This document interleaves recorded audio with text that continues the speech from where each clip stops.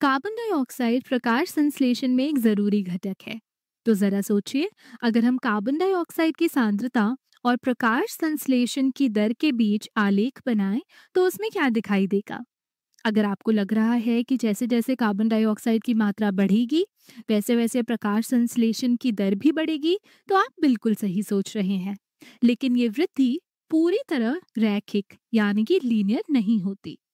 यहाँ भी प्रकाश संश्लेषण पर कुछ कुछ वैसा ही प्रभाव होता है जैसा प्रकाश की तीव्रता बढ़ाने पर होता है। अगर आपको याद नहीं है कि प्रकाश की तीव्रता बढ़ने पर क्या होता है, तो मेरा सुझाव है कि आप हमारे प्रकाश संश्लेषण के कारक प्रकाश नामक वीडियो पर एक बार फिर नजर डालिए। यहाँ भी वैसा ही होता है। शुरुआत में दर तेजी से लगभग रैखिक रूप से बढ़ती है, लेकिन फिर धीरे धीरे स्थिर हो जाती है। क्यों? क्योंकि इस बिंदु पर और भी कुछ सीमित करने वाले कारक होते हैं, जैसे कि प्रकाश की पर्याप्त मात्रा नहीं होती या तापमान बहुत कम या ज्यादा होता है। तो अगर इस समय आप कार्बन डाइऑक्साइड की सांद्रता और बढ़ा भी दें, तो भी प्रकाश संश्लेषण की दर आगे नहीं बढ़ती। लेकिन हाँ, कम कार्बन डाइऑक्साइड पर जब आप उसकी मात्रा बढ़ाते हैं, तो प्रकाश संश्लेषण की दर निश्चित रूप से बढ़ती है।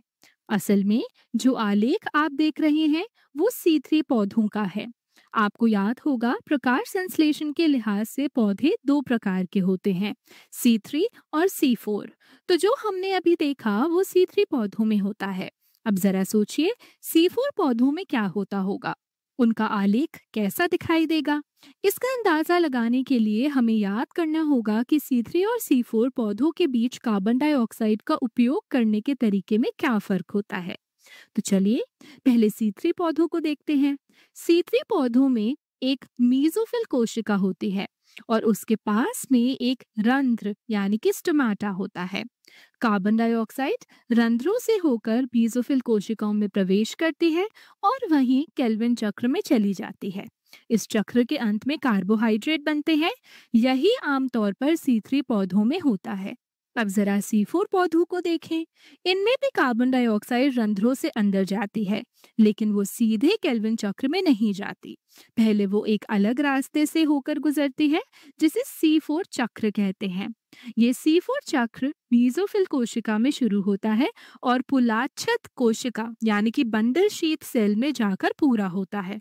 अगर आपको याद हो, तो पुलाच्छद कोशिका वो होती है जो संवहन बंडल यानी कि वैस्कुलर बंडल को घेरे रहती है, जिसमें जाइलम और फ्लोएम होते हैं।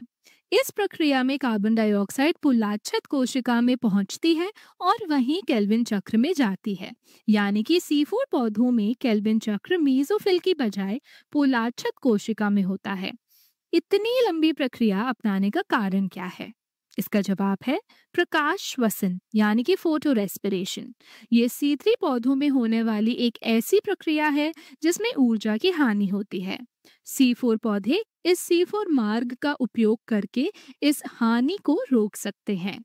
इसका एक बड़ा फायदा ये होता है कि C4 पौधे अपनी पुलाच्छद कोशिकाओं में कार्बन डाइऑक्साइड को केंद्रित कर लेते हैं। इसका मतलब है कि एक ही वायुमंडलीय कार्बन डाइऑक्साइड सांद्रता पर C4 पौधे C3 पौधों की तुलना में कार्बन डाइऑक्साइड का बेहतर उपयोग करते हैं। अब आइए आलेख की बात करें। C4 पौधे कार्बन डाइऑक्साइड की कम सांद्रता पर भी प्रकाश संश्लेषण की बहुत तेज दर दिखाते हैं और उनके आलेख में रेखा C3 पौधों की तुलना में बहुत जल्दी समतल हो जाती है। जैसे ही कार्बन डाइऑक्साइड का प्रतिशत लगभग 0.036% होता है, C4 पौधों की प्रकाश संश्लेषण दर संतृप्ति तक पहुंच जाती है। अब अगर आप C3 पौधों को देखें, उसी कार्बन डाइऑक्साइड सांद्रता पर इनके प्रकाश संश्लेषण की दर अभी भी बहुत कम होती है, शायद आधे से भी कम। तो अब आप बताइए, वायुमंडल में कार्बन डाइऑक्साइड की सांद्रता कितनी है? लगभग 0.04%।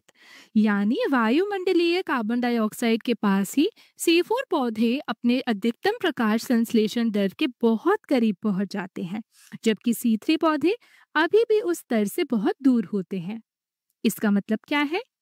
यही कि C4 पौधे कहीं ज्यादा कुशल होते हैं और ये सब उनके विशेष C4 पथ और कार्बन डाइऑक्साइड को पुलाछत कोशिका में केंद्रित करने की क्षमता की वजह से मुमकिन होता है, जहां पर केल्विन चक्र चलता है।